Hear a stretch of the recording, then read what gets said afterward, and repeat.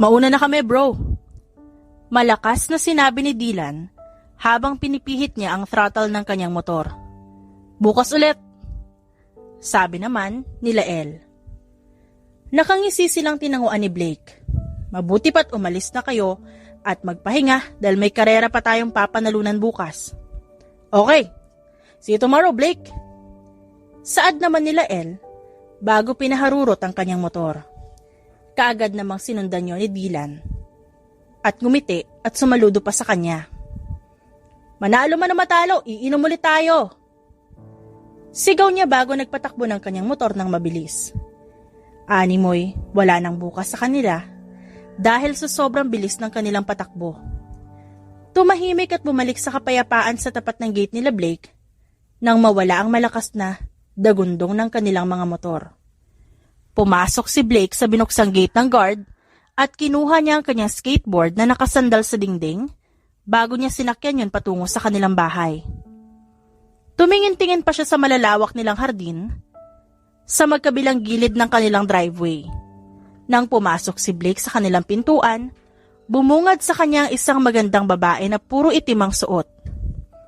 Tumaas ang isang kilay ni Blake pagtapos niyang pasadahan ang tingin ng babae mula ulo hanggang paa. Sino ka? Paano ka nakapasok dito? Sir Blake? Ako si Lily. Na-hire ako ni Mr. De Castro bilang tagapagbantay mo. Sabi niya at tumingin siya sa kanyang relo. Pasado 12:00 na at hindi na po pwedeng maulit ito. Dahil ayon kay Mr. De Castro, dapat nasa bahay ka na bago mag 8:00.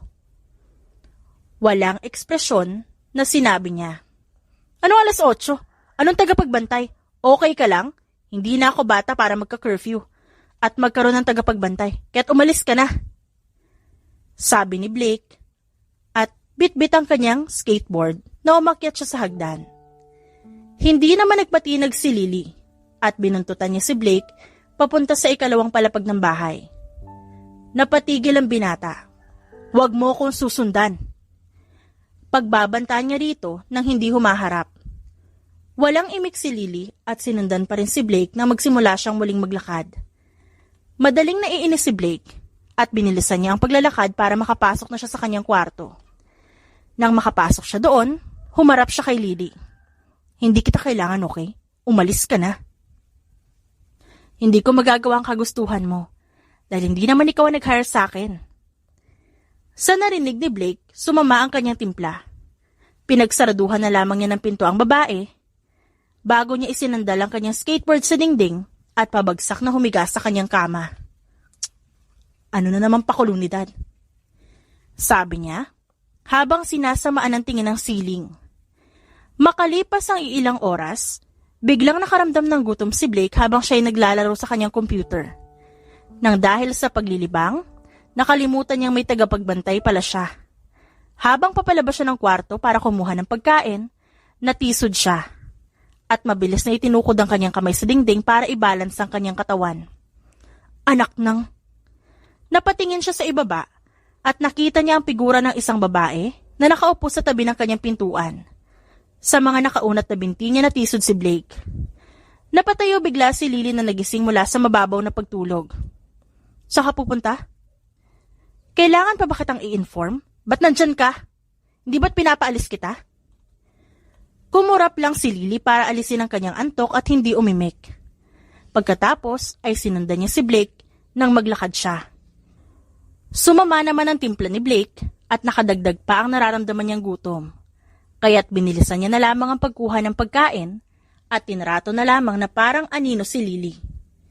Kinabukasan, pagkagising ni Blake at nang makita niya muli si Lily, sumugod siya sa kumpanya ng kanyang papa.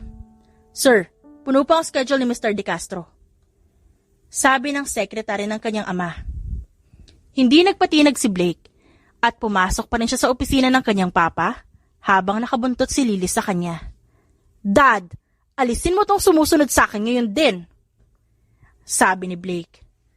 Hanggat di ka umaayos, hindi mangyayari yun. Mahinahon, nasagot ni Mr. De Castro. Ano bang definisyon mo ng ayos, Dad? Natapos ko na nga ang kurso ko na pinili mo para sa akin eh. Ginagawa ko lang naman ang masasayang bagay ngayon. dahil alam ko na isang araw uupo ako dyan sa pwesto mo na puro trabaho ang ginagawa. Sinarado ni Mr. De Castro ang dokumentong binabasa nito. Bago niya tiningnan ang kanyang anak at ngumiti ng tipid.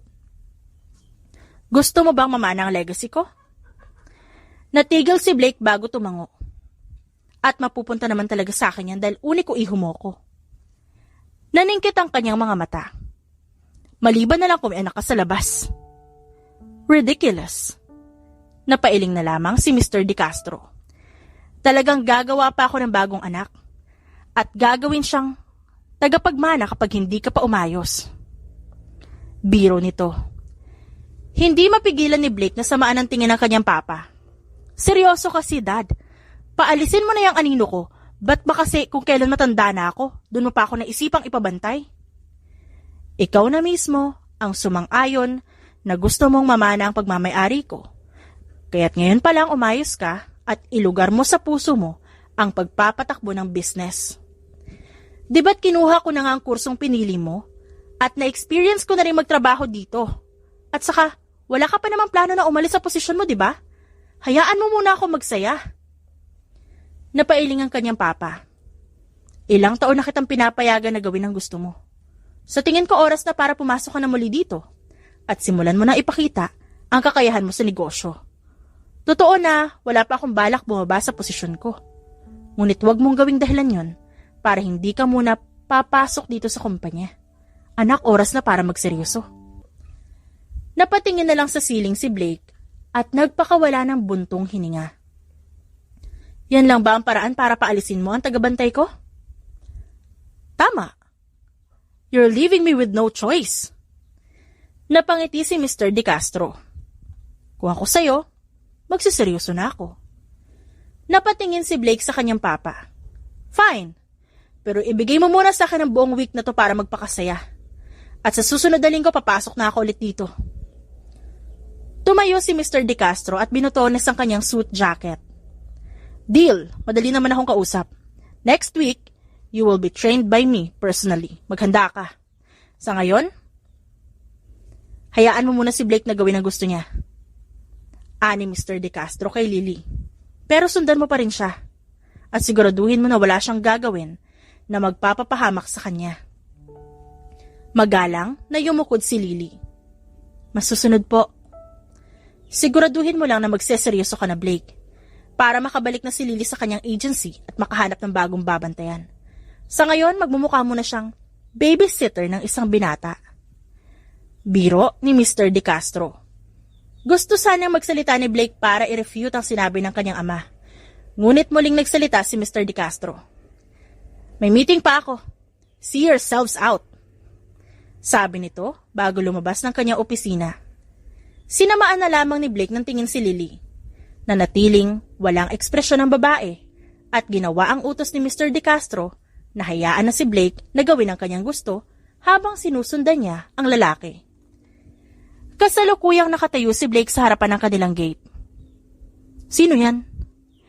Interesadong tanong nila Elle habang nakatingin kay Lily. Girlfriend mo? Wag mo nang itanong pa, tara na. Sagot ni Blake habang umaangkas sa motor nila Elle. Bilisan mo para maiwan natin siya at para hindi ako maabala ng presensya niya kahit ngayong gabi lang. Nalito bigla sila Elle. Ha? Ano? Basta paandarin mo na. Sabi ni Blake at ni minsan hindi niya tinapunan ng tingin si Lily. Nalilito pa rin sila Elle ngunit sinunod niya ang sinabi ng kanyang kaibigan. Kaagad na napatingin si Lily sa motor na isang gwardya. Peram na susi. Mahinahon na sabi ng babae sa guard ng gate. Inabot naman yun ng guard at nabigla na lamang siya nang pinaharurot ni Lily ang kanyang motor patungo sa direksyon kung saan dumaan sila Blake. Nagulantang sila Elle nang makita ang sumusunod na motor sa kanila. Blake, nakasunod siya sa atin. Sabi niya sa kaibigan. Ha? Hindi makapaniwalang tanong ni Blake at tumingin sa side mirror. Nakita niya ang figura ng babae na nakasunod sa kanila gamit ang isang ordinaryong motor. Natigil si Blake ngunit kaagad din siyang nakareact. Bilisan mo ang patakbo mo at iwanan natin siya. Kaagad namang sinundan niyo nila Elle. Sino ba kasi yan? At ba't nakasunod sa'yo? May kasalanan ka ba sa kanya? Sunod-sunod na tanong nito habang nilalakasan ang kanyang boses para marinig siya ng kanyang kaibigan. Naniningkit naman ang mga mata ni Blake habang nakatitig sa side mirror. Huwag mo nang itanong at bilisan mo na lang patakbo mo. Ang bilis na nga pero nakakahabol pa din siya. Nakuha nila makarating sa spot nilang magbabarkada nang nakasunod si Lily sa kanila. Ang spot nila ay dating coffee shop na lagi nilang tinatambayan nung college pa sila. At nang magsarado, napagdesisyonan nilang bilhin ang pwesto at i-convert yun bilang isang opisyal na spot ng magkakaibigan. Garage ang nasa ibaba, habang sa second floor ay minibar, bilyaran at ang mga sofa. Hindi mapigilang mamangha nila Elle nang matapos silang makababa ni Blake sa motor. Pati si Blake ay medyo nakaramdam ng pagkabigla at napatitig sa walang ekspresyon na mukha ng babae. Habang si Lily naman, nakatitig din sa kanyang gawi. Nilapitan nila Elle si Lily. Nahabol mo talaga kami gamit ang ordinaryong motor? Interesado ka bang sumali sa race? Lael! Pagpipigil ni Blake sa kaibigan. Biglang bumukas ang security shutter ng garahe at bumungad ang dalawang makintab na motor sa kanila, pati na rin si Dylan na nagbukas ng shutter. Nagdala kayo ng kasama? Tanong ni Dylan nang makita si Lily. Hindi. Sumusunod lang siya sa amin ni Blake. Sagot nila Elle. Blake, sino siya? Don't ask me. Sagot ni Blake at nag-iwas ng tingin. Tara na. Dagdag niya pa, bago niya inilabas ang kanyang susi para paandarin ang kanyang motor na nasa garahe. Tinapunan ni Dylan sila Elle nang nagtatanong na tingin, ngunit nagkibit balikat lamang ang kanyang kaibigan. Dylan, ano update? Tuloy daw ba ang race? Tanong naman ni Blake. Tuloy daw. Nagbigay ng location ng street kung saan gaganapin. Maswerte tayo dahil pamilyar na sa atin yung street na yun. Easy win, for sure. Napangisi sila Elle. Mukhang may magaganap na inuman dito mamaya. Napailing na lang si Blake at ngumiti. Tara na. Nang makarating sila sa kanilang destinasyon, nakasunod pa rin sa kanila si Lily. 3 ang race ng gabing yon, at magkasunod na napanalunan ni Dylan at Lael ang 2 race. Ngayon pinapanood nila si Blake na naghahanda sa 3 race. Huwag mo sabihing susundan pa rin ang babaeng yan si Blake sa karera. Tanong nila Elle habang nakatingin kay Lily na nakabuntot pa rin kay Blake. At di nga tumagal, nasaksihan nila ang mabilis na pagpapaharurot ng motor ni Lily. Umawang ang bibig ng 2 magkaibigan at sabay na nagkatinginan sa isa't isa. At mas lalo silang nabigla nang manalo si Blake habang nakasunod si Lily sa kanya. Hindi naman nakakabigla na manalo si Blake dahil lagi na nilang nasasaksihan yon. Ang nakakamanghalang ay ang pangunguna ng babae sa second placer ng mga kalahok kahit gamit lang ang ordinaryong motor. Sino ba talaga yan? Namamanghang tanong ni Dylan. Napailing na lamang sila Elle dahil hindi niya rin alam kung sino ang babae. Makalipas ang iilang oras, kasalukuyan na silang nasa baba at paubos na ang iniinom nilang 1 litro ng alak nang masamid sina Dylan at Lael. Tagapagbantay? Hindi makapaniwalang tanong ni Dylan habang inililipat niya ang kanyang paningin mula kay Blake patungo kay Lily na nakatayo sa likuran ng upuan ni Blake. Natawa sila Elle. Seryoso? Sinamaan lang sila ng tingin ni Blake bago siya uminom at tumayo. Saan ka pupunta? Tanong ni Dylan. CR. Mabilis lang naman siya mag-CR dahil ayaw niya magtagal doon. Ngunit napatigil siya nang may narinig siyang boses ng babae sa labas. Bakit kanina ka pa sunod na sunod kay Blake? Sino ka ba talaga ha? Bakit hindi ka makasagot, girl? Hanggang CR sinusundan mo pa talaga siya? Hindi mo ba napapansin hindi siya komportable? Pinag-cross ni Blake ang braso sa tapat ng kanyang dibdib at bahagyang sumandal sa counter habang hinihintay ang sasabihin ng kanyang tagapagbantay. Ngunit wala siyang narinig mula sa kanya. Kilabutan ka naman sa ginagawa mong pagsunod sa kanya. Umalis ka na nga dyan at wag mo nang sundan pa si Blake. Napaka-cheap mo naman. Doon na napagdesisyonan na lumabas ni Blake at walang ekspresyon niyang tiningnan si Lily na napapalibutan ng 3 babae. Bigla namang nanahimik ang mga yun na makita nila si Blake. Tumayo ng maayos si Lily habang sa direksyon lang ni Blake ang kanyang tingin. Hindi alam ni Blake kung bakit nakaramdam siya ng inis sa hindi pagtatanggol ni Lily sa kanyang sarili. "Leave us alone." Maikling sabi ni Blake. "Narinig mo yon? Alis!" sabi ng isa sa mga babae. Hindi na maitago at bumakas na rin ang inis sa mukha ni Blake. "Not her. You. Leave." Nagkatinginan ng mga babae sa isa't isa habang si Lily ay lalong naging alerto. "Do you need me to make them leave?" tanong ni Lily. Umiling si Blake. "Naiintindihan naman siguro nila ang sinabi ko." Magsasalita pa sana ang isang babae, ngunit napansin ng mga kasamahan niya na masama ang timpla ni Blake, kaya't hinila na nila ang kaibigan para makaalis na sila sa paningin nito. "Bakit hinahayaan mo silang pagsabihan ka ng kung ano-ano?" tanong ng binata kay Lily. Medyo nabigla ang babae, ngunit agad din siyang nakasagot. "As long as hindi sila nananakit, hindi ako mag-aaksay ng energy para sagutin pa silang lahat. So hihintayin mo pang saktan ka nila?" Napatigil si Lily sa kanyang narinig at umiling. "Ayaw ko mag-cause ng unnecessary trouble. At na-hire ako para bantayan ka. Kaya hanggat wala naman silang ginagawang nakakasakit sa akin, kahit ano pang sabihin nila, papasok lang yung sa isang tenga ko, lalabas sa kabila." Seryosong sabi niya habang nakatitig sa mga mata ni Blake. Nakatitig din ang lalaki sa kanya at parang may namumuong tensyon sa pagitan nila. Unang nag-iwas ng tingin si Blake at siya ay bumalik sa kanyang mga kaibigan habang sinusundan siya ni Lily. "He's back!" Nakangiting sigaw nila Elle habang sumasandal siya sa kanyang upuan. Napailing na lamang si Blake at hindi siya umupo dahil nakita niyang ubos na ang isang bote ng alak. Just in time for part 2.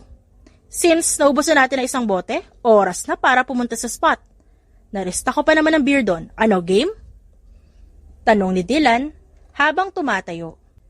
Kaagad na tumayo sila Elle. "Tara, tara!" Napangiti naman si Dylan. "Ikaw, Blake. Let's go." "Okay, yes!" Masayang sabi nila Elle at nakapag-high five pa kay Dylan.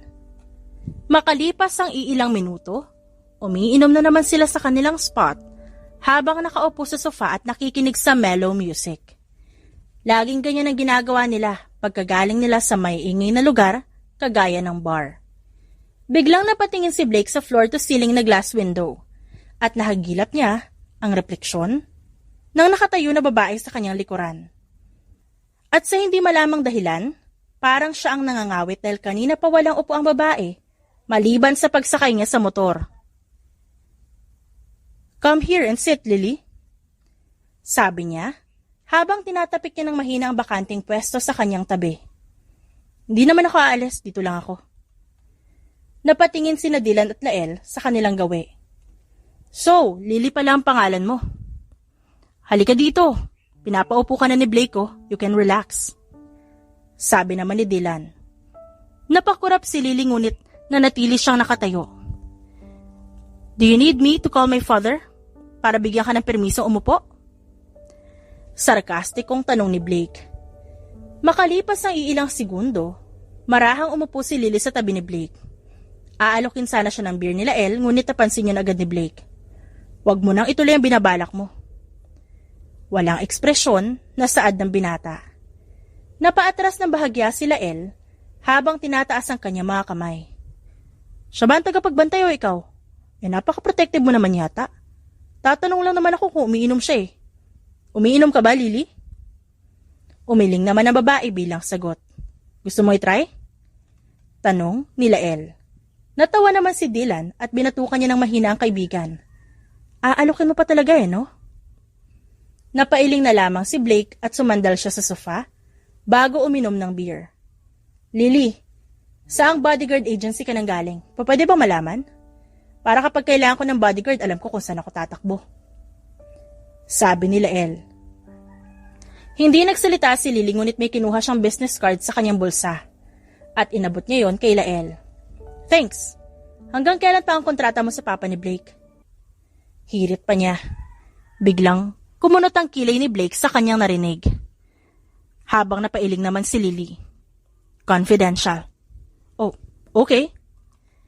Tinignan ni Dylan si Lael. Bakit? Anong binabalak mo? Wala naman. Malay natin kapag nangangailangan ako ng bodyguard tapos na ang kontrata niya kay Mr. De Castro, edi siya na lang kukunin ko. At least, alam nating mapagkakatiwalaan siya. Sagot naman ni Lael. Hindi alam ni Blake kung bakit pakiramdam niya ay hindi niya nagustuhan ang kanyang narinig. Ngunit sinubukan niyang baliwalain yun at uminom na lang ng beer habang siya ay nanahimik. Makalipas ang 1 oras, nagyaya nang umuwi si Dylan. Tumayo na silang dalawa ni Lael nang magsalita si Blake. Dito muna ako.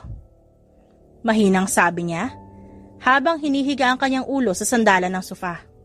Sure ka? Paano ka uuwi? Dadalhin mo ang motor mo sa bahay niyo? Tanong ni Lael. Tumango naman si Blake. Okay lang na mauna na kami? Tanong ni Dylan. Hindi ko hawak mga oras niyo. Aalis na rin naman ako niyan. I just want to stay here a little longer. Okay, sige. Tara na, Lael. Pakidim ang ilaw habang palabas kayo. Salamat. Sabi ni Blake habang pumipikit siya dahil nasisilaw siya sa liwanag ng ilaw. Lumipas sa ilang minuto nang marahang idinilat muli ni Blake ang kanyang mga mata. Kaagad na bumungad sa kanyang paningin ang napaka-straight na likuran ni Lily. Simula pa nang umupo ang babae sa tabi ni Blake, ganun na ang kanyang postura. Hindi mapigilan ng lalaki na idikit ang kanyang palad sa likuran ni Lily. He immediately felt that her muscles were tensed. Marahang nanlaki ang mga mata ng babae nang maramdaman niya ang mainit na palad sa kanyang likuran at nalilito niyang tinignan si Blake. Sir? Akong nahihirapan sa'yo. Ba't di ka muna sumandal? Total tayong dalawa na lang nandito. Di mo na kailangan maging alerto. Sabi ni Blake habang nakatingin sa mga mata ng babae. Napalunok si Lily dahil nararamdaman niyang pagkalat ng init sa kanyang katawan at nagmumula yun sa mainit na palad na nakadikit sa kanyang likuran. Sanay na ako umupo ng ganito. Try mo pa ring sumandal. Nauwi na naman sila sa isang tahimik na pagtititigan. At bandang huli, sinunod na lamang ni Lily ang pinapagawa ni Blake. Napangiti naman ang lalaki habang inililibot niya ang kanyang paningin sa mukha ni Lily. Si Lily naman ay bigla ang nakaramdam ng hiya at umiwas ng tingin. Nang makita yun ni Blake at nang mapansin niyang namumula ang pisngi ng dalaga, bigla siyang nakaramdam ng tuwa. Natutuwa ang lalaki dahil para bang nabasag niya ang maskara ng isang seryosong bodyguard at sa likod ng maskara ay isang mahiyaing babae. Sabi nila, may itatago mo raw ang totoong ikaw kapag pumasok ka na sa isang trabaho para maging professional. I'm starting to think that's true. Mahinang sabi ni Blake. Pumikit naman si Lily at nang humarap siyang muli kay Blake, bumalik ang kanyang seryosong ekspresyon. Ngunit, hindi pa rin niya maitago ang namumulang pisngi. Hindi napigilan ni Blake na kurutin ang pisngi ng dalaga at nabigla siya nang maramdaman niyang napakalambot noon. Sir? Nalilitong tanong ni Lily at tuluyan nang nabasag ang kanyang seryosong maskara. Natawa si Blake. May nagsabi na ba sa'yo na ang cute mo? Namimilog ang mga mata ni Lily at lalo siyang napasandal sa sofa. Scratch that. You're actually beautiful. Sabi ni Blake habang pinagmamasdan ang mukha ni Lily. Lasing ka na, Sir Blake. I'm not. Gusto mo ba ipakita ko sa'yo kung gaano kakaganda? Napatigil si Lily sa kanyang narinig. Any objections? Nakangiting tanong ni Blake. Nanatiling napako si Lily sa kanyang kinauupuan at hindi niya alam kung anong i-react. Inilapit ni Blake ang kanyang muka. None? Napalunok si Lily at nanlaki ang mga mata nang dumampi ang labi ng lalaki sa kanya. At ang unang instinct niya ay ang itulak palayo ang lalaki. Ngunit tumalim ang paghalik ni Blake sa kanya at nanlambot ang kanyang mga kamay. Para siyang nahihipnotismo sa ginagawa ng lalaki at parang pilit siyang inaakap ng tukso. Lumipas ang ilang minuto, alam niya na mali ang kanilang ginagawa. Ngunit hindi magawang itigil yun ni Lily. Bagkus, tinanggap niya ang lahat ng ibinigay ng lalaki at tuluyan na siyang sumuko sa tukso. But she never felt so beautiful and wanted until she was in her current situation. At may nangyari sa kanila ng gabing yun. Makalipas ang 2 linggo, bumalik na sa pagtatrabaho si Blake sa kanilang kumpanya. Pagkatapos niyang maghirap ng iilang araw sa pagtitrain ng kanyang papa. Lily, wag mong i-report to kay papa ha. Tapos na naman ang task ko. Sabi ni Blake habang naglalaro siya ng computer sa kumpanya. Mahinang natawa si Lily. Hindi ikaw nag-hire sa akin.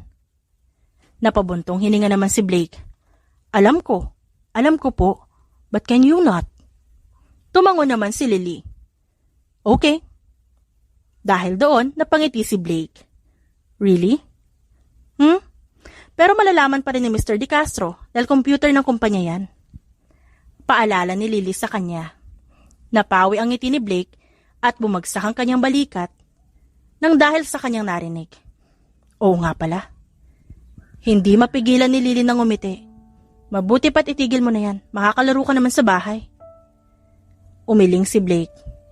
Sa mga nakaraang araw, tulog ka agad ako pagka-uwi. Ayaw mo yun? Kapag nagpatuloy pa yan, pwede ka na maging free. Dahil once na napansin ni Mr. De Castro ang pagtalikod mo sa mga dati mong ginagawa, ibabalik na ako sa agency.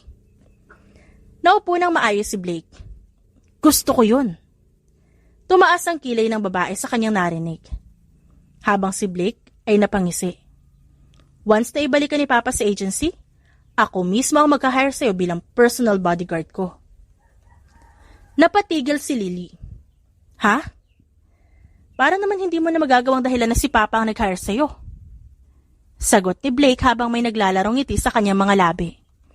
Napakurap si Lily at hindi niya napigilang matawa. As if naman papayag ako na i-hire mo ko.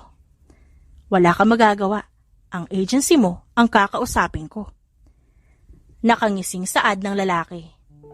Ngunit napawi rin kaagad ang kanyang ngisi nang bumukas ang pintuan ng kanyang opisina.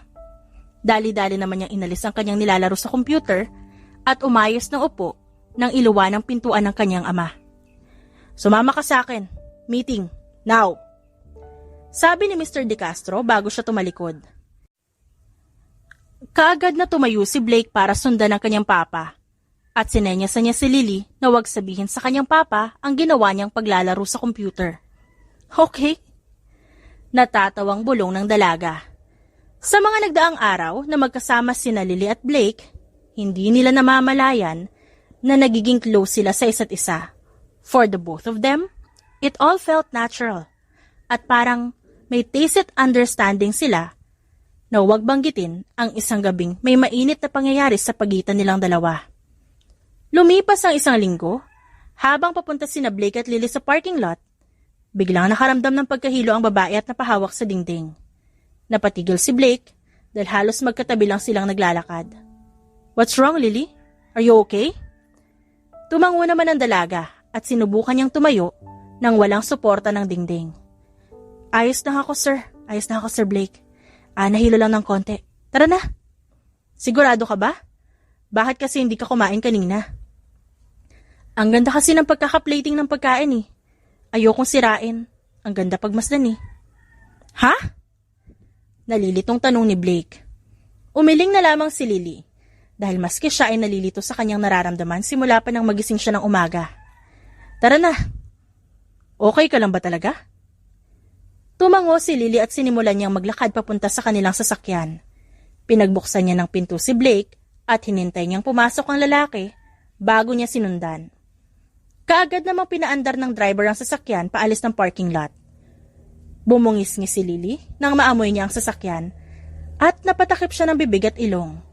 Tapos ay hindi niya mapigilang maduwal nang walang lumalabas. Napatigil si Blake sa paglulubag ng kanyang necktie at napabaling kay Lily. Be honest with me. Ano ba talaga nararamdaman mo? Umiling lang ang dalaga at naduwal muli. Nalilito na siya sa kanyang sarili habang nangingilid ang kanyang mga luha.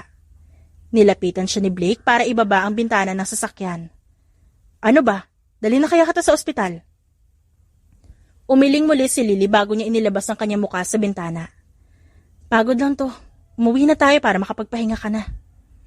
Sigurado ka ba? Okay. Uuwi tayo pero tatawagin ko ang family doctor namin. Hindi na kailangan, Sir Blake. Napabuntong hininga na lamang si Blake sa pagkamatigas ng ulo ng babae. Greg, pakipatay mo ang aircon at ibaba mo lahat ng bintana, tapos bagalan mo ang pagmamaneho. Utos na lamang ng binata sa kanilang driver.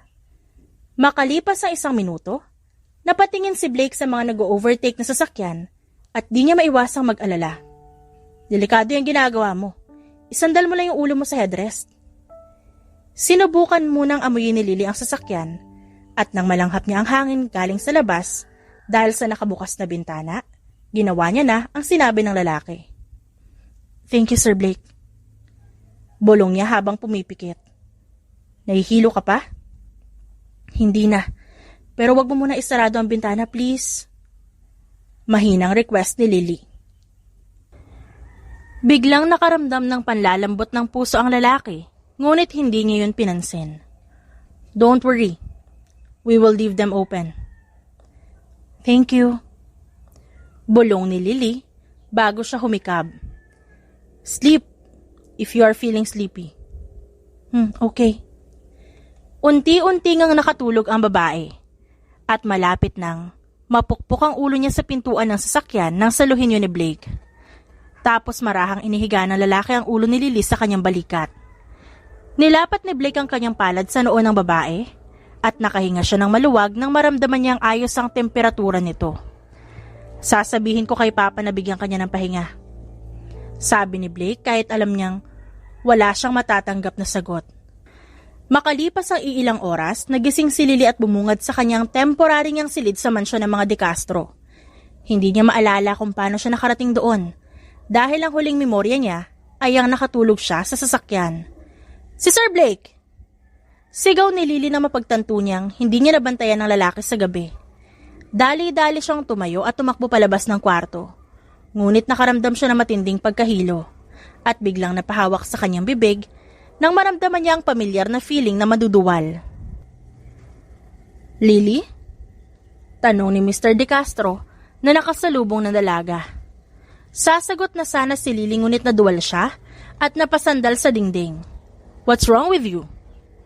Umiling si Lily dahil hindi niya rin alam kung anong mali sa kanya. Tapos bigla na lamang siyang natutumba. Buti na lang, mabilis siyang nasalo ni Mr. De Castro. Lily? Iha? Blake, bulong ng dalaga. Don't worry about him. Tulog na siya sa kanyang kwarto. Na-inform na rin ako ng mga guards sa labas na hindi siya umalis ngayong gabi. And Blake himself actually asked me to give you a rest. Ito ba ang rason? May nararamdaman ka bang sakit? Umiling lang si Lily at nasandal niya ang kanyang buong katawan kay Mr. De Castro dahil sa labis na panghihina. Sorry po. Nanghihina niyang bulong. It's okay. Sagot ng papa ni Blake habang tinatawagan ang kung sino man sa kanyang telepono. Hello, Manang. Magdala ka ng kasama mo dito, malapit sa kwarto ni Blake. At dalhin niyo ang bodyguard niya sa ospital. Ngayon din.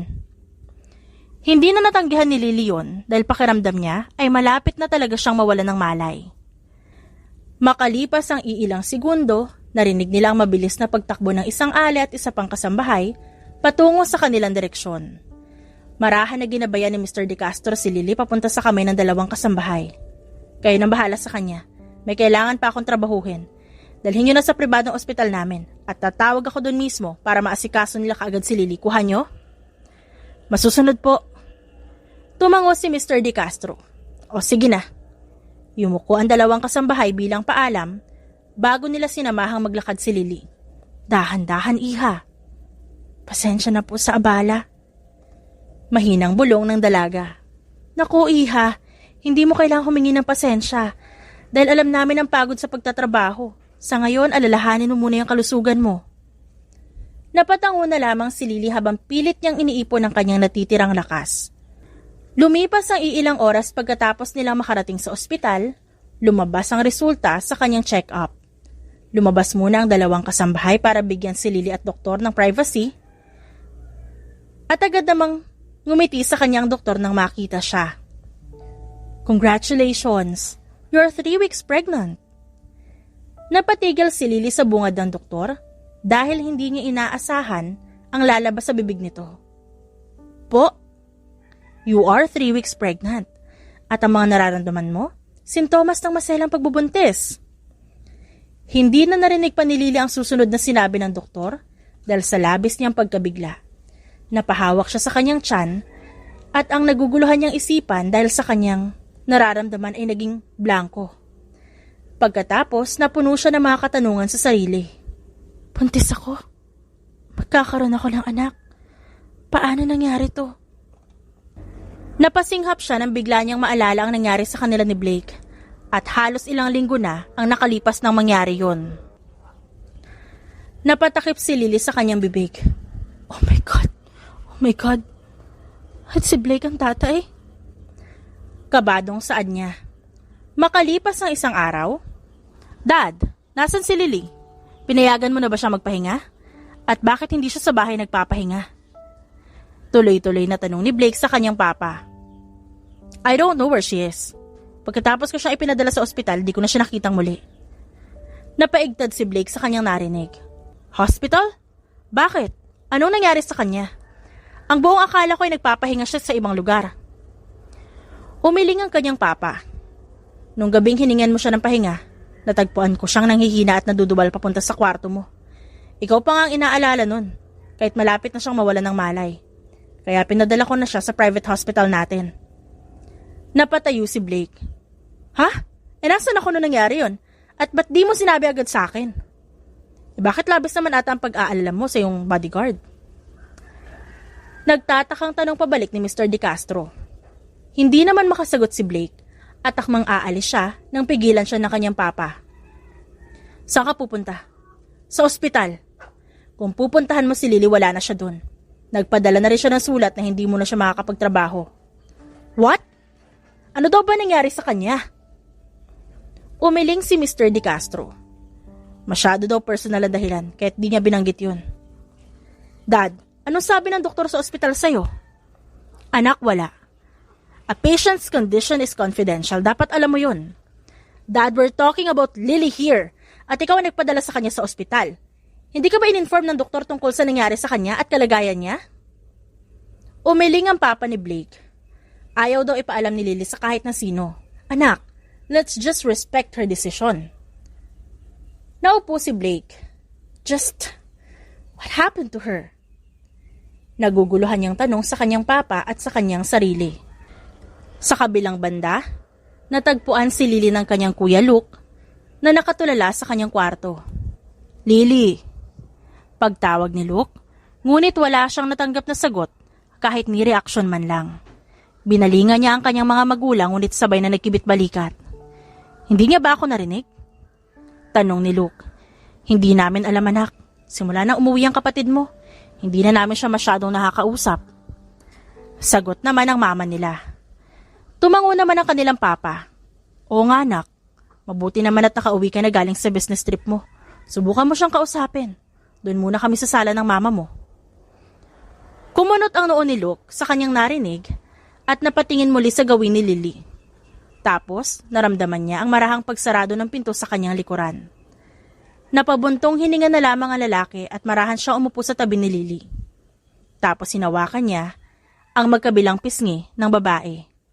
Napakurap-kurap naman ito at bahagyang bumukas ang bibig. Kuya Luke.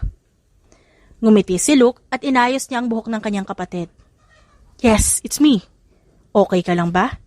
May nangyari ba sa'yo sa trabaho? O may gumugulo ba sa isip mo? Tell kuya. Handa ako makinig kahit ano pa yan, okay? Napayoko si Lily. Aren't you busy? I've always got time for you, Lily. Sagot ni Luke habang marahan niyang hinaharap ang mukha ni Lily sa kanya para matignan siya sa mata. Bigla-bigla na lamang nangingilid ang mga luha sa mata ni Lily dahil sa halo-halong emosyon na kanyang nararamdaman. Napansin niyo ni Luke at marahan niyang ikinulong sa kanyang bisig ang kapatid. Kuya, may pagkakamali akong ginawa. Malumanay na sabi ng dalaga. Pwede mo bang sabihin sa akin kung ano yon? Don't be afraid. There's no judgment here. Bumagsak ang balikat ng babae at siya ay pumikit. Doon na tuluyang bumagsak ang kanyang mga luha. I had sex with someone without protection. Pag-amin niya, bago nagtuloy-tuloy ang kanyang pagikbi. Parang napako si Luke sa kanyang pagkakaupo at napatigil ang paghahaplos sa buhok ng babae. Isang nakakatakot na ekspresyon ang nakita sa mukha niya. Napakapit si Lily ng mahigpit sa damit ng kanyang kuya dahil bigla niyang naramdaman ang galit nito. Did someone force you into it? Kalmadong tanong ni Luke. Umiling si Lily. Hinayaan kong mangyari yun. Then what's wrong with that? Anong pagkakamali na nagawa mo? At ba't di ka raw masyado makausap nila mama? What's bothering you? Nag-aalalang tanong ni Luke. Napaatras si Lily at tinignan ng kanyang kuya. Kuya, it's unprotected sex. Napatigal si Luke at nang mapagtanto ang ibig sabihin ng kanyang kapatid, nanlaki ang kanyang mata. Ang gumugulo sa isipan mo ay, sexually transmitted disease? Bakit nagpa-test ka na ba? Nag-positive? Napaatras si Lily at parang umurong din ang luha sa kanyang narinig. Seryoso ka ba kuya? Yan ang unang pumasok sa isip mo? Tumaas ang kilay ni Luke. What? It's unprotected unless... Unless what? Ituloy mo. Unless you're pregnant. Tumango si Lily. 3 weeks. Napatakip si Luke ng kanyang umaawang na bibig gamit ang kanyang kamay. At hindi siya makapaniwalang tumitig sa tiyan ni Lily. Sino ang ama? Napahaplos si Lily sa kanyang tiyan. Ang anak ng huli kong kliyente. Alam niya ba? Umiling si Lily bilang sagot. Sino lang nakakaalam? Ako, ang doktor at ikaw. Please tell me na may plano kang sabihin niyan sa ama ng bata. Natahimik si Lily at yumuko para panuorin ang kanyang paghaplos sa kanyang tiyan. May karapatan siyang malaman yan dahil siya ang ama. Alam ko, pero... Pero ano, Lily? Hindi ako handa na makita ang reaksyon niya kung sakali na hindi niya matanggap ang anak namin. Napabuntong hininga si Luke. Then think of another possibility. Paano kung gusto niya palang panagutan ng bata? What if ayaw niya? Lily, do you want to raise the baby? I do. Kahit na hindi ko pa alam kung paano maging isang mabuting ina, gusto ko mabuhay ang bata at mapalaki ko siya ng maayos. Ayun naman pala eh. Ano mang reaksyon ng kanyang ama, kailangan mo pa rin sabihin sa kanya. Dahil karapatan niyang malaman yan. Kung gusto niyang panagutan, edi mabuti. Kung ayaw niyang panagutan, huwag nating ipilit. We, your family, we will help you raise the baby, okay? Pero kuya, sa maikling panahon na nakasama ko ang ama ng bata, parang unti-unti na kasi ako nahulog sa kanya eh. Kaya natatakot-takot na baka mag-iba yung reaksyon niya. Napatigil si Luke sa kanyang narinig. At makalipas ng 1 minuto, nagsalita siyang muli. Okay, sabihan mo na lang siya kapag handa ka na. Pero sa ngayon, sabihin mo to kila mama at papa. Lily, hindi mo to maitatago ng matagal. Kung natatakot ka man, tutulungan ka ni kuya na mag-explain sa kanila. Okay ba yon? Tumango si Lily. Salamat kuya. Sasabihin ko mamaya kila mama. And if I have enough courage, sasabihin ko rin kay Blake balang araw. Blake? Yun ba ang pangalan ng ama? Tumango si Lily bilang pagsang-ayon at pinagpatuloy niya ang paghahaplos sa kanyang tiyan habang iniisip ang posibleng reaksyon ni Blake kapag sinabi niya ito sa kanya. Halika nga rito. Bulong ni Luke. Walang pag-aalinlangan na lumapit si Lily sa kanyang kuya at nagpayakap siya. Tandaan mo, Lily, anumang mangyari nandito lang kami ni na mama at papa. Always. Tumango na lamang siya at sumandal sa kanyang kuya habang naiisip niya na napakaswerte niya sa kanyang pamilya. Alam niyang hindi madali ang maging isang ina at hindi pa siya handa dahil hindi niya yun in-expect. Ngunit kakayanin niya para sa kanyang magiging anak. Makalipas ang 6.5 buwan, kasalukuyang nakaupo si Blake sa loob ng spot nilang magkakaibigan. Madalang na lamang siya nakakapunta sa lugar na yun.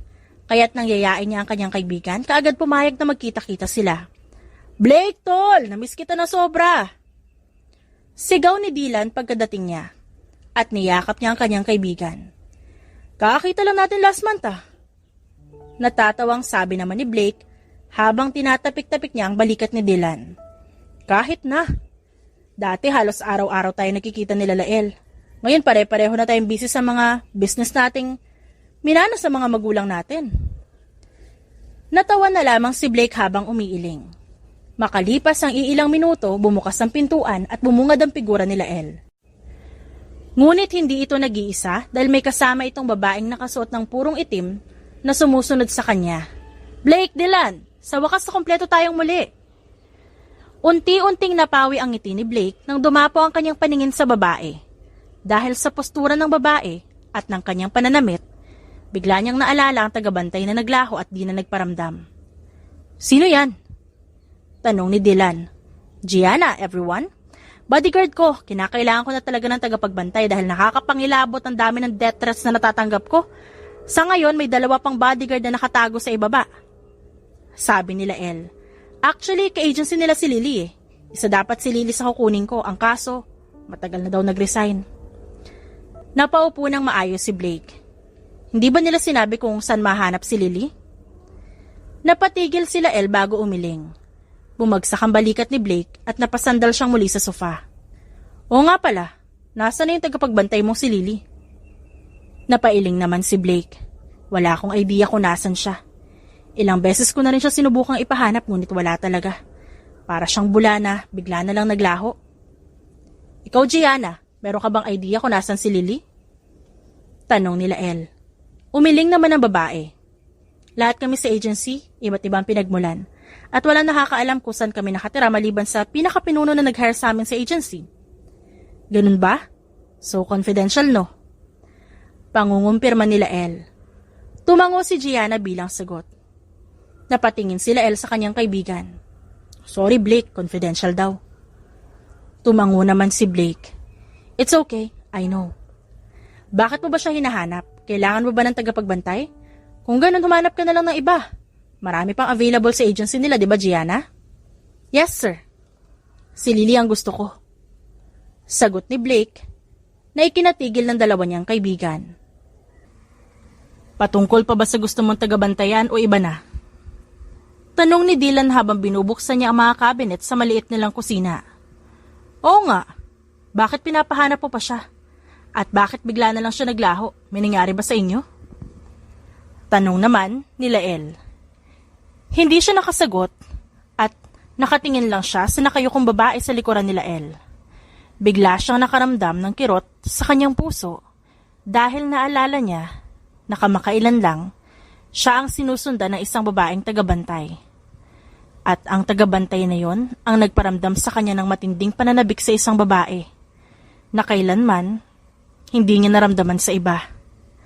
Lalong kumikirot ang puso niya nang maalala niyang sa sofa na kanyang inuupuan nangyari ang isang gabi na hindi niya malilimutan.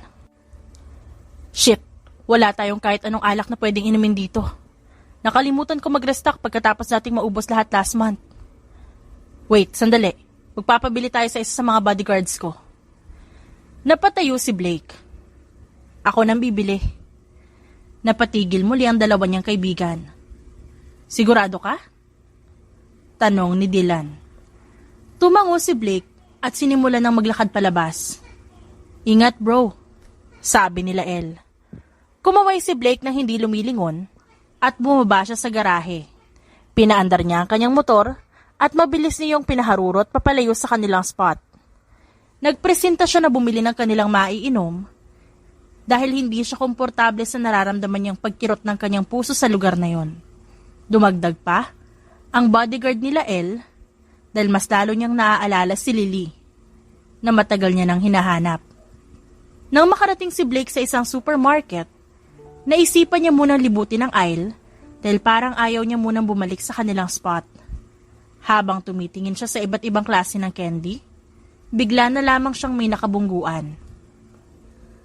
Sorry po, sabi kaagad ng babae. It's okay. Sagot ni Blake at nang makita niya na nahihirapan ng babae na pulutin ang nahulog niyang mga bibilhin dahil siya ay nagdadalang tao, isa-isa iyong pinulot ni Blake. Naku, pasensya ka na sa abala, maraming salamat sa pagtulong. Napatigil si Blake dahil napagtanto niya na pamilyar ang boses na yun sa kanya. Marahan niyang tiningala ang babae at kahit naka-face mask siya, nakilala niya pa rin ito. Lily? Hindi makapaniwala niyang tanong. Inayos ng babae ang kanyang face mask bago tumikim. Ha? Sino yun? Mauna na ako, pasensya na ulit sa abala. Napatingin si Blake sa kanyang mga napulot na candy at sa babaeng nagmamadaling umalis. Biglang bumilis ang tibok ng kanyang puso at sinundan niya ang kanyang instinct na habulin ng babae. Kinapitan niya ang braso nito. Lily, I know it's you. Hindi makatingin ang babae kay Blake habang mahinang nagpupumiglas. Napagkamalan niyo lang po ako, sir. Hindi po Lily ang pangalan ko. Tignan mo ako sa mga mata at sabihin mo yan. Kung hindi talaga ikaw si Lily, pasensya na. At ako nang magbabayad ng mga gusto mong bilhin sa nahulog mo. Matagal ko na kasing hinahanap si Lily. Ngunit lagi ako nabibigo. So please, miss, can you cooperate? I really miss her so much to the point that it hurts. Desperadong sabi niya. Napatigil sa pagpupumiglas ang babae at napalunok siya bago tumitig sa mga mata ni Blake. Hindi ako si Lily, bitiwan mo ako. Mahinang sabi niya at kaagad na nag-iwas ng tingin. Hindi bagay siya magsinungaling. Malambing na sinabi ni Blake at dahan-dahan niyang binaba ang face mask ng babae. Napako ang babae sa kanyang kinatatayuan at hindi siya kaagad nakapag-react para pigilan ang ginagawa ni Blake. Napakurap na lamang siya nang ma-expose ang kanyang muka sa harapan ng lalaki. I knew it. It's you, Lily, from the moment I heard your voice. Saan ka ba nagtatago, ha? Bakit ang hirap mong hanapin? Kunot noong tanong ni Blake. Nanatiling napako si Lily sa kanyang kinatatayuan dahil hindi niya inaasahan na biglaan niyang makikita si Blake. Napatingin si Blake sa tiyan ni Lily. You're pregnant. Ilang months na? Hindi makapaniwalang tanong ng binata. 7 buwan na. Sagot ni Lily habang tinititigan niya sa mukha si Blake. 6 at kalahating buwan na simula nang umalis ka ng walang paalam.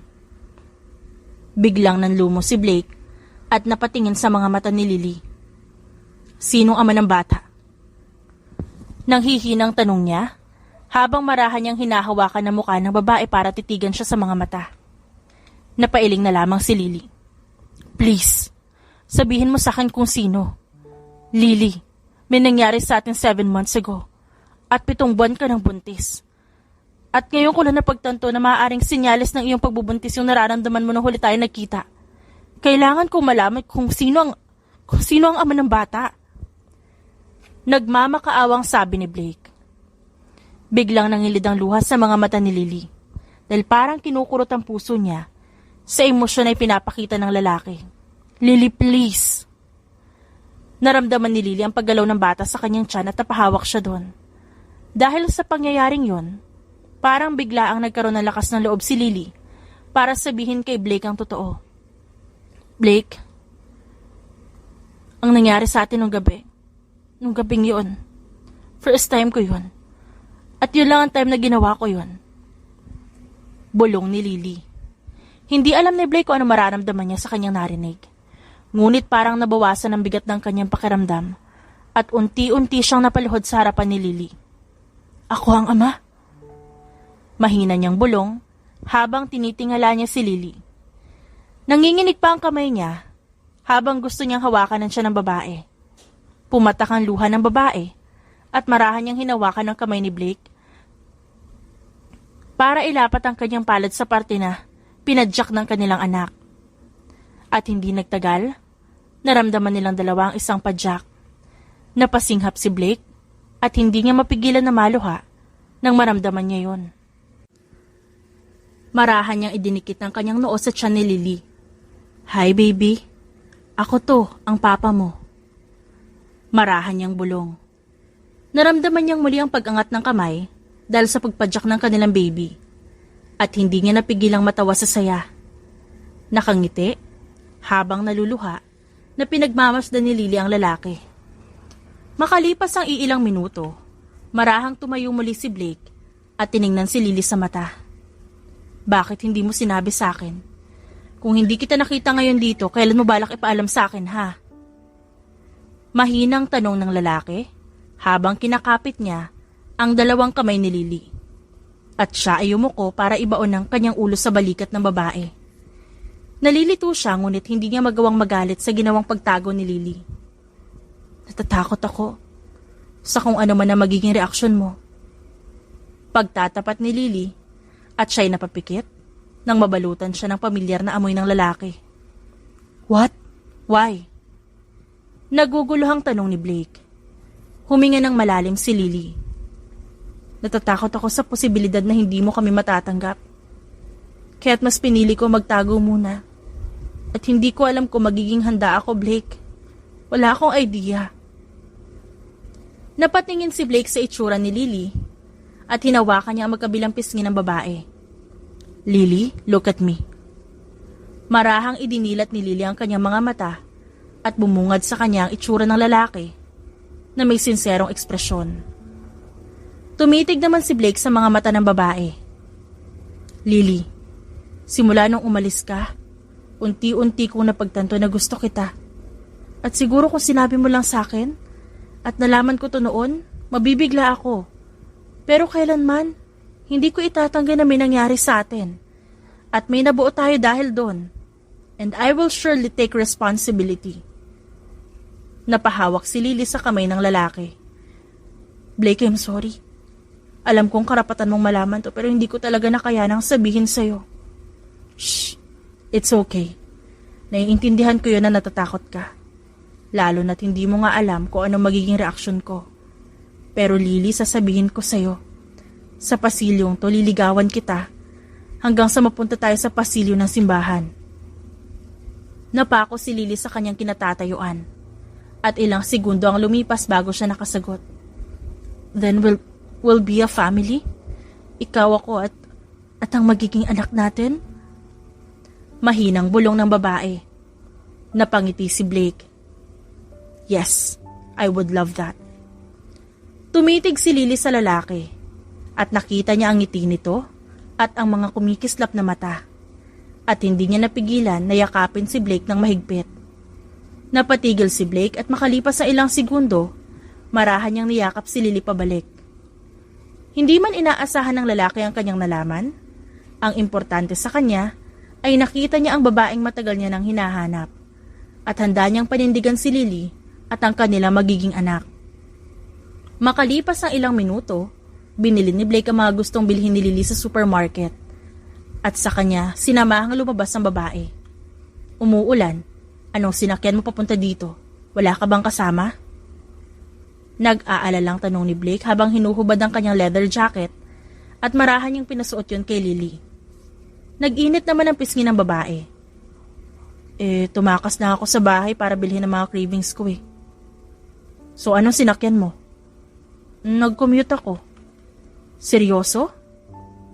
Tumango-tango si Lily. Natahimik si Blake ng ilang segundo bago siya nagsalita muli. Wait. Nalilito siyang sinundan ng paningin ni Lily at nakita ng babae ang magalang na paghiram ni Blake sa upuan ng guard na hindi ginagamit. Upo ka muna. Tatawag ako ng taxi at sasamahan kita pa uwi. Okay lang, Blake. Kaya ko na to. Marahan na ginabayan ni Blake si Lily sa pag-upo. Sasamahan kita, okay? At sa susunod, kapag may cravings ka, sa akin ka na lang tumawag para hindi ka na lumalabas. Pinag-cross naman ni Lily ang kanyang mga braso sa kanyang dibdib at sinamaan niya ng tingin ng lalaki. May nasabi ba akong mali? Nalilitong tanong ni Blake.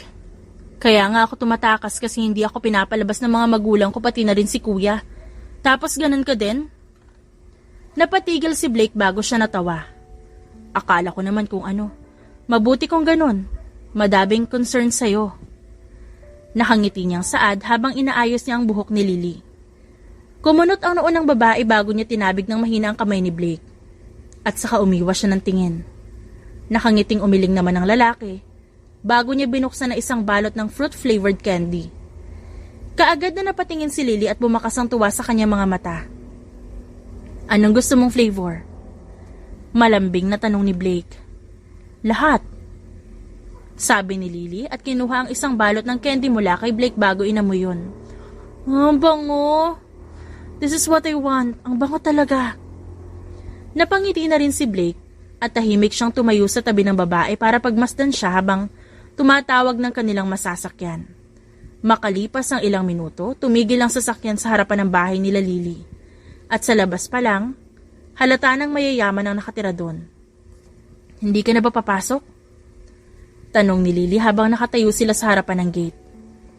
Umiling naman si Blake. Bibisitahin kita sa susunod. I want to formally meet your parents at mag-aakyat ako ng ligaw. Napatigil ang babae sa kanyang narinig at tahimik na tumitig kay Blake. What? Natatawang tanong ni Blake dito. Sige na, pumasok ka na sa inyo. I'll see you the day after tomorrow. Agad-agad? Gulat na tanong ni Lily. Opo, I don't want to delay it. Hindi mo muna pag-iisipan? Napailing si Blake. Lily, buo na ang loob ko na panindigan kayo. Wala nang masabi ang babae at tumitig na lang sa mukha ni Blake na may senserong ekspresyon. Napangiti naman ang lalaki. Sige na, pumasok ka na't baka maulanan ka pa. See you then? Tanong ni Lily habang nagliliwanag ang mga mata niya. The day after tomorrow. Nakangiting sagot ni Blake. Good night. Saad ni Lily bago siya pumasok sa kanilang gate. Kinawayan niya si Blake. Good night, Lily.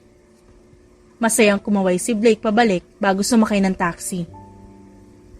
Pagkapasok naman ni Lily, muntik pa niyang makabanggaan ang nagmamadaling niyang kuya. Ay, salamat naman. Gabi na, Lily, saan ka na naman nanggaling? Iniwan mo pa ang cellphone mo at hindi kita matawagan. Nag-aalalang sermon nito.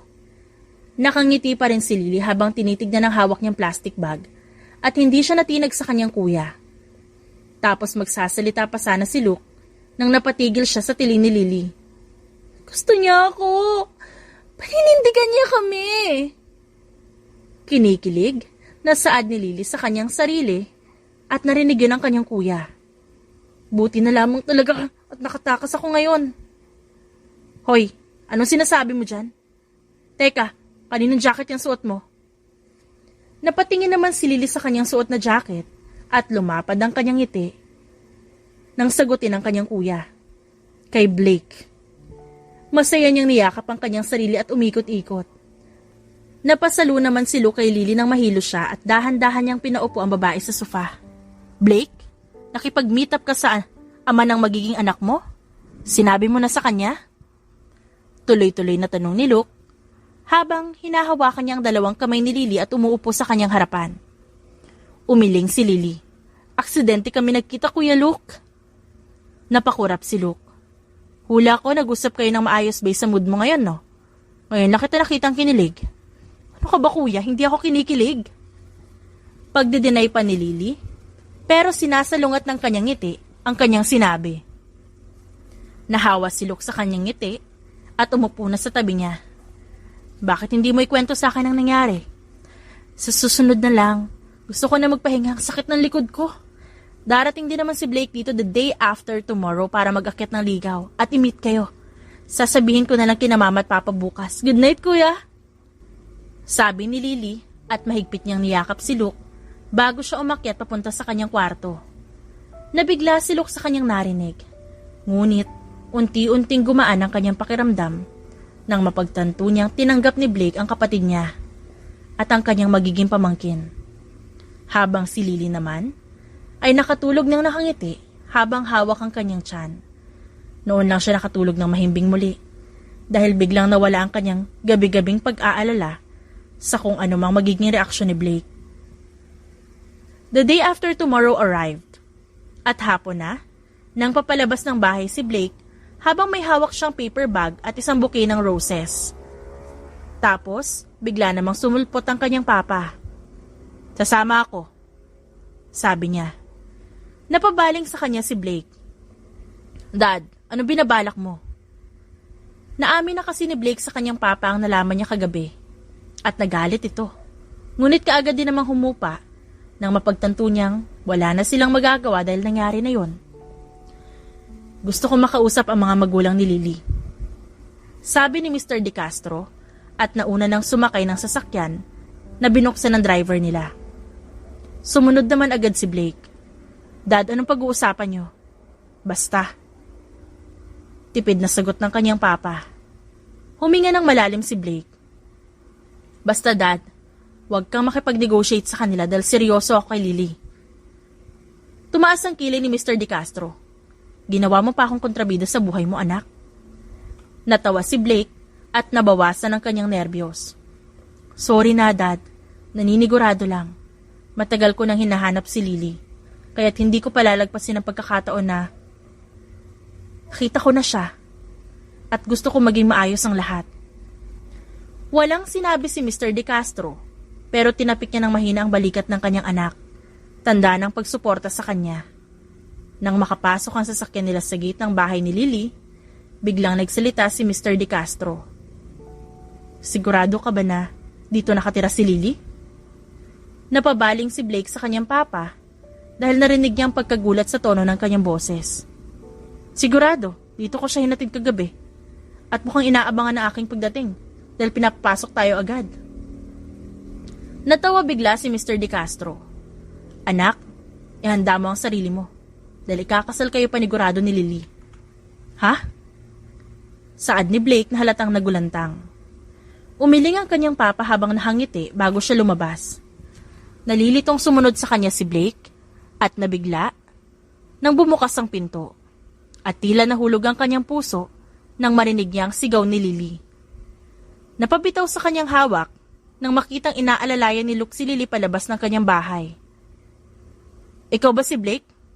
Pwede bang gamitin muna natin ang sasakyan niyo? Tanong ni Luke. Ano nangyari? Tanong pabalik ni Blake habang binubuksan niya ang pintuan ng kanilang sasakyan at hinawakan ang ulo ni Lily para hindi siya mauntog. Dalhin na natin siya sa ospital. Susunod na lang yung mga magulang namin dahil ikahanda pa sila ng gamit ni Lily. Just in case, she will deliver the baby early. Sabi ni Luke bago siya umikot at sumakay sa kabilang side ng kotse. Parang napako si Blake sa kanyang kinatatayuan at hindi siya makagalaw dahil sa pagkabigla. Ngunit tinapik siya ng kanyang papa sa balikat. Blake, sumakay ka na para maidala na si Lily sa ospital. At nang narinig yun ni Blake, dali-dali siyang umupo sa tabi ni Lily. Greg, sa ospital. Utos niya sa kanyang driver. Masusunod po. Sagot nito at mabilis niyang pinaandar ang sasakyan nang makasakay si Mr. De Castro sa shotgun seat. Blake? Mahinang tawag sa kanya ni Lily habang hingal na hingal. I'm here. I'm here. I'm here. What do you need? Blake, it hurts. Napakunot ang noo ni Blake. Marahan niyang hinaplos ang tiyan ni Lily at ang mga braso niya dahil hindi niya alam kung paano siya makakatulong na maibsan ang sakit na nararamdaman ng babae. Idinikit naman ni Lily ang kanyang ilong sa balikat ni Blake at inamoy-amoy siya na para bang naghahanap siya ng comfort sa pamilyar na amoy ng lalaki. Napansin iyon ni Blake, kaya't marahan niyang kinarga si Lily at pinaupo niya ang babae sa kanyang hita. Kaagad na sumiksik sa kanya si Lily at humanap ng komportabling posisyon, habang si Luke naman ay inuumpisahang masahihin ang paa ng kapatid niya. Sobrang sakit ba? Nag-aalalang bulong ni Blake habang hinahaplos ang buhok at likuran ng babae. Huwag mo na sana siyang lumabas. Malayo pa yung due date ko eh. Pero parang ramdam ko na siya. Halos hindi maituloy-tuloy ni Lily ang sasabihin. Napahaplos na lamang si Blake sa tiyan ni Lily dahil sa kanyang narinig. May naisip ka na bang pangalan? Tanong ni Blake para libangin ang babae. Umiling si Lily. Hindi ko pa alam kung babae siya o lalaki. Gusto ko yun malaman pagkalabas niya. Sa name naman, I want to discuss it with you. Napangiti si Blake dahil naaalala pa rin pala siya ng babae kahit papaano. Really? Tumango naman si Lily. Napayakap si Blake sa babae at hindi niya mapigilan na halikan ng noon nito. Masakit na talaga. We're almost there, Lily. Natatanaw ko na ang ospital. Napapikit na lamang si Lily sa pabugso-bugsong sakit na nararamdaman at yumakap siya kay Blake. Nang makarating sila sa ospital, kinarga siya ni Blake palabas ng kotse and that time, her water broke. Sign nalalabas na ang baby sooner than expected. Makalipas ang iilang oras, nakaipon ang pamilya ni Lily at ni Blake sa isang VIP room ng ospital. At pagkatapos noon, isang successful na emergency C-section operation ang ginawa kay Lily. Humarap ang papa ni Lily kay Mr. De Castro. Hindi ko inaasahan na dito magaganap ang pag-akyat ng ligaw ng anak mo. At mas lalong hindi ko inaasahan na college best friend ko pa ang ama ng aakyat ng ligaw sa anak ko. What are the chances? Hindi makapaniwalang tanong niya. Napangiti si Mr. De Castro. Pag-uusapan na ba natin ang magiging kasal nila? Dad, umaakyat pa lang po ako ng ligaw. Hindi pa tayo namamanhikan. Paalala ni Blake sa kanyang ama. Doon din naman mapupunta yon. Hindi ba, Sevilla? Tanong ng kanyang ama sa papa ni Lily. Natawa naman si Mr. Sevilla at nakipag-high five pa kay Mr. De Castro. Tama. De Castro, tama. Natawa naman ang mama ni Lily. Kayo talaga? Wala pa ring pagbabago. Nako, tumatanda lang kami sa panlabas na anyo, pero kami pa rin to. Pero hindi ko talaga expected ang reunion namin. Saad ni Mr. Sevilla. Kaagad namang sumang-ayon si Mr. De Castro. Siya nga pala, bakit nagtatrabaho sa agency ng mga bodyguard si Lily? Hindi ko tuloy nalaman ang tunay na apelyido niya. Sevilla pala. Kagustuhan niya yon at hinayaan lang namin siya. Bumuntong hininga si Mr. Sevilla. Kahit na hindi siya magtrabaho, may kumpanya naman kami. At kaya naman namin siya buhayin. Pero gusto niya maka-experience sa iba't ibang trabaho. Napatango na lamang si Mr. De Castro at ngumiti dito. Kamusta na pala ang kumpanya mo? Ikaw pa rin ba namamahala? Hindi na. Ipinasa ko na dyan kay Luke. Talaga ba? Ipinasa ko na rin yung sa akin kay Blake. So ano? Pwede na tayo mag-golf araw-araw. Ha? Golf baka mo? O tara na. Biro ni Mr. Sevilla. Natawa muli ang mama ni Lily. Hali kayo, lumabas muna tayo dahil nagpapahinga pa si Lily. Doon kayo mag-ingay. Sabi niya at sinenyasan niya rin si Luke na lumabas. Nang makalabas sila, marahan na idinilat ni Lily ang kanyang mga mata. Well, that was unexpected.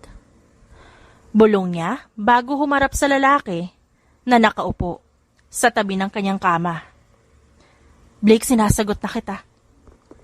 Napatayo naman si Blake. Ha? Sabi nga ng mga papa natin, mapupunta rin naman tayo sa pamamanhikan. Bakit hindi na lang natin yung paghandaan, di ba? Napakurap si Blake at marahan na humigpit ang kapit sa kamay ni Lily. Sigurado ka na ba? Ikaw ba? Sigurado ka na ba sa akin? 1,000%. At hindi lang dahil nalaman ko may anak tayo, Lily. Gusto na kita bago ka pa umalis. Hindi ko lang napagtanto agad yun. Lumapad ang ngiti ni Lily. At yumuko naman si Blake. So, tayo na? Tumango-tango si Lily habang nakatitig sa nagliliwanag ng mga mata ng binata. Lalong natuwa si Blake at hindi niya napigilang halikan sa labi ang babae. Pagkatapos, ay tinitigan niya ang itsura ng babae. At lalo siyang nasiyahan dahil na-imagine niya ang posibilidad na hinaharap ng kanilang pamilya. At binuhos ni Blake ang excitement niya sa pamamagitan ng pagpapaulan ng halik sa mukha ng babae. Napapikit na lamang si Lily habang natatawa. Gusto na kitang iuwi at ang ating anak. Lily let out a sigh of relief with a smile. Gusto ko siyang makita. Hinalikan ni Blake ang noo ng babae. Kapag kaya mo na, puntahan natin siya, okay? Masaya ako na. Kahit lumabas siya ng maaga, okay siya. Napangiti naman si Blake nang marahan habang hinahaplos ang pisngin ni Lily gamit ang kanyang hinlalaki. Babae ang panganay natin. Gusto mo na ba mag-isip tayo ng pangalan ngayon? Napamulat naman si Lily at siya'y tumango. Paano ko ipagsama natin yung pangalan natin? Ano? Lake? Tumango si Lily. Pwedeng second name yan. Gawin nating letrang B ang first name niya. Napaisip naman si Blake.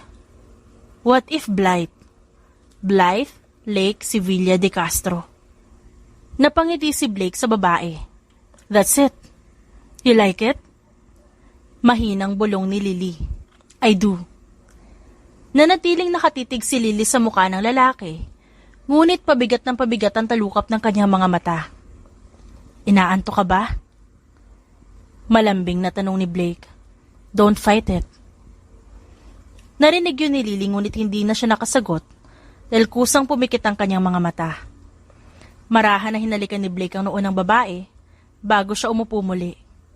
Hiniga niya ang kanyang ulo sa kama ni Lily at pinatong niya ang palad ng babae sa kanyang bibig para halikan yon. At makalipas ng ilang minuto, unti-unti rin siyang nakatulog. Lumipas ang 3 araw at kasalukuyang marahang itinutulak ni Blake ang wheelchair ni Lily habang papunta sila sa direksyon ng Neonatal Intensive Care Unit. Blake, bilisan mo. Gusto ko na makita si Baby Lake. Ulit. Natawa naman ang lalaki. Mabilis na po. Ito na po, Ma'am Lily. Ang bagal pa rin, Sir Blake eh. Napatigil sa pagtutulak ng wheelchair ang lalaki at siya yumuko para halikan ang noo ng kasintahan. Be patient po.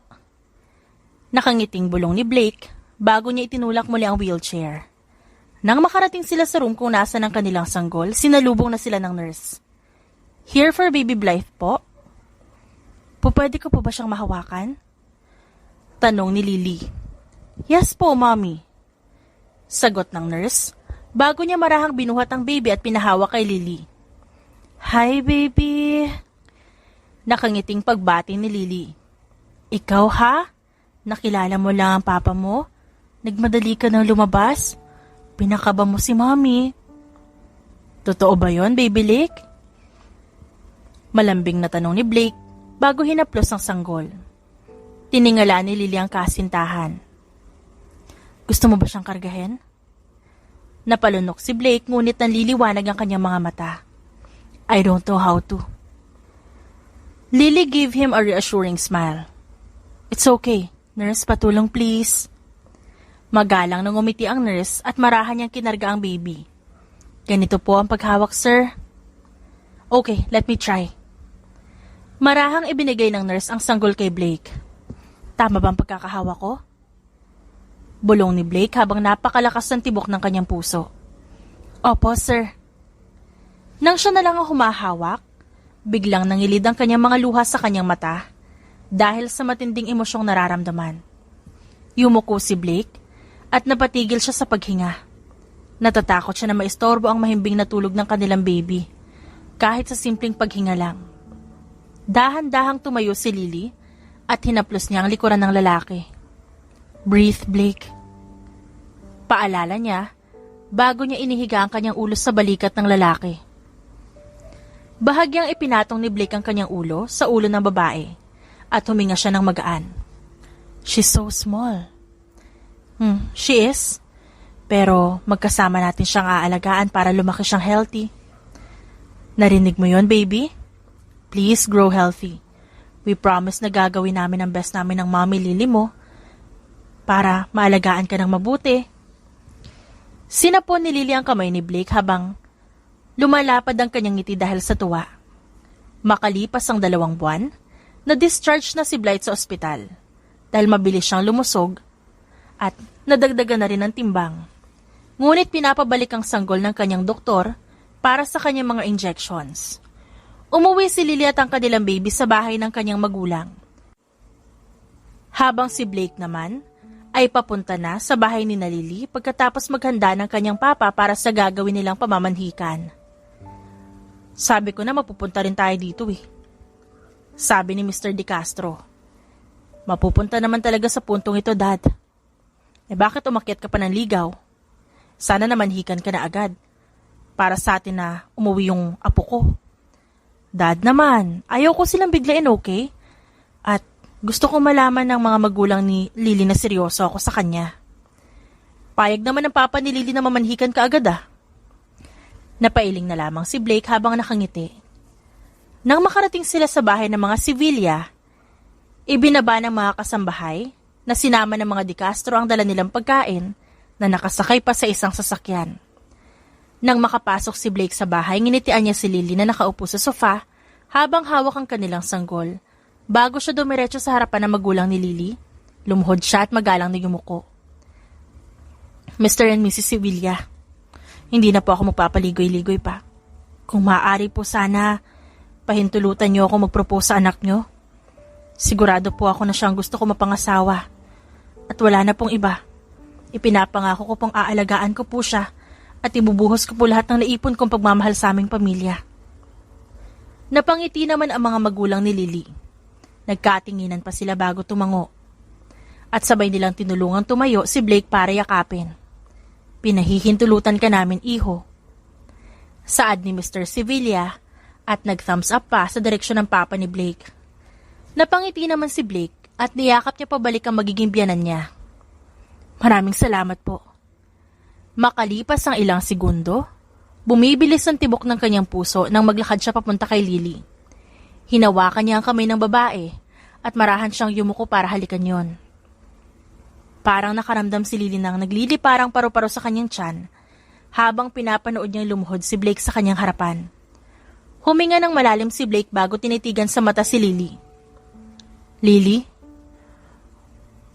with the both of our families here as witness, I will ask you, will you marry me? Napasinghap si Lily.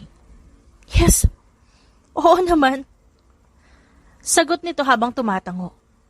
Nangingilid din ang mga luha sa mata nang isuot ni Blake ang singsing sa kanyang daliri. Tapos marahang yumuko si Lily at hinalikan sa labi ang lalaki. Napangiti naman si Blake at hinalikan niya pabalik ang kanyang magiging asawa. I love you. Bulong ni Lily. I love you more. Sagot naman ni Blake. Pagkatapos ay yumuko siya at natutuwa niyang hinaplos ang buhok ng kanilang anak. Baby Blake, you're a witness. Sinabihan ako ng mommy mo ng I love you at magpapakasal kami. Habang nakapikit ang sanggol, ngumiti ito bigla. Natawa si Blake nang mahina sa kanyang nasaksihan. Hala, ang ganda naman ng ngiti mo anak, isa pa nga. Malambing na sinabi niya habang hinahaplos ang baba ng sanggol gamit ang kanyang hintuturo. Napangiti muli ang sanggol. Lily, nakikita mo ba to? Sumang-ayon si Lily habang nakangiting tumitingin sa kanyang mag-ama. Lingid sa kanilang kaalaman, nakuhanan ng litrato ang moment nilang yun at balang araw, ipapaskil nila yon sa kanilang magiging tahanan. Dumaan ang 5 taon. Little Blythe, sino sa tingin mo ang mananalo sa mga parents mo? Both. Wow, di ka talaga biased ah. Sabi naman ni Dylan. Siyempre po, I love them both equally. Go mom and dad, ingat po kayo. Napatingin ang dalawa sa kanyang direksyon at sabay pa itong kumaway sa kanya. Masayang kumaway pabalik ang bata. Kasalukuyan silang nasa racetrack ngayon dahil nabanggit ni Blake na namiss niya na raw ang pakikipag-race. Kaya't napag-isipan ni Lily na dalhin siya sa legal na racetrack at mag-race sila gamit ang motor na pang-race for fun. Napatingin si Blythe sa mga barkada ng kanyang papa. Malapit na po ba mag-start? Pagkatanong niya doon, saktong nagsimula ang countdown. Ayan na, saad ni Dylan. Napabaling muli si Blythe sa direksyon ng kanyang mga magulang at saktong sabay nilang pinaharurot ang kanilang mga motor. Napapalakpak si Blythe dahil sa kanyang excitement at may kasama pa tong paglundag. Naalala ko tuloy nung gabing nakikipagsabayan si Lily sa mga street racer gamit yung ordinaryong motor. Sabi nila El. Natawa si Dylan. Hindi ko makakalimutan yun bro. Gulat na gulat tayo nung gabing yun, di ba? Napailing na lamang sila El habang nakangiti. Tapos nagulat sila nang sabay na nakarating sa finish line ng dalawa. Habang si Blythe naman ay masayang pinuntahan ng mga magulang. Kaagad na nag-alis ng kani-kanilang helmet ang dalawa at bumaba sa kanilang motor para salubungin ang kanilang anak. Mom, Dad, that's cool! Sabay po kayo nakapunta sa finish line? Nagkatinginan ng dalawa habang may mga ngiti sa kanilang labi. Pagkatapos, kinarga ni Blake ang kanilang anak. Dad, Mom, can you teach me how to ride a motorcycle someday? Gusto ko po maging cool katulad nyo. Sure. Nakangiting pagsang-ayon ni Lily. Namilog ang mga mata ni Blythe. Really? Really. Think of it. Balang araw, magre-race tayo. Gusto mo ba yon? Gusto ko po! Hindi mapigilang halikan ni Lily ang namumulang pisngi ng kanilang anak. Ginaya naman siya ni Blake at hinalikan niya rin ang kabilang pisngi ni Blythe. You're the best parents in this world! Nasisiyahang sigaw ni Blythe bago niyakap ang dalawa. With that one sentence, sobrang gaan ng pakiramdam ng puso ng kanyang dalawang magulang. At dahil sa isang pangungusap na yon, napagtanto ni Blake at Lily na hindi man sila perpektong magulang, nagagawan naman nila ang kanilang best na mahalin, alagaan, at turuan ang kanilang anak para lumaki siya na walang takot na sabihin ang nasa isipan. At yon ang istorya ng isang masayang pamilya na kung saan importante ang bawat miyembro para sa isa't isa. Si Blake, na nanatiling tapat sa kanyang pangako, na ibubuhos niya ang kanyang pagmamahal sa kanyang pamilya. At nakakatanggap din ng labis-labis na saya at pagmamahal. Si Lily na kontento kung anong meron sila at minamahal niya ng labis ang kanyang asawa at anak. At si Blythe Lake na nagbibigay saya at nagmamahal din sa kanyang mga magulang. They all couldn't ask for more, except for when they are ready to have an additional member to their family, whom they would love equally. But that would happen someday, and they would accept them with open arms. The end. Thank you for listening to our Wonderful Stories Daily. Maraming salamat sa walang sawang pagsuporta sa aming main channel na Rendell Tagalog Love Stories. Kayo ang dahilan kung bakit patuloy kami sa pagbibigay ng mga kwentong kinagigiliwan ng nakararami. At kung nais nyo na iba pang kwento, magtungo lang sa isa pa naming channel na The Rendell Stories Audiobook. Don't forget to subscribe at sama-sama tayong ma-entertain, kiligin, at makisaya. Maraming salamat po.